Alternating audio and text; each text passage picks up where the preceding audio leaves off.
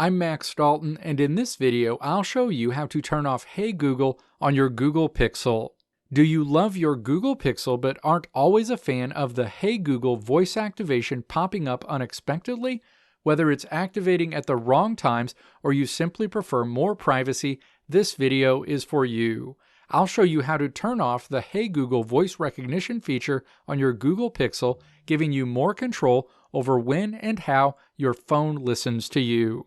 Now let's walk through the steps to turn off Hey Google on your Google Pixel. Step 1. Navigate to your Google Pixel home screen. Swipe up on this screen to bring up a menu and then tap the Google app in this menu.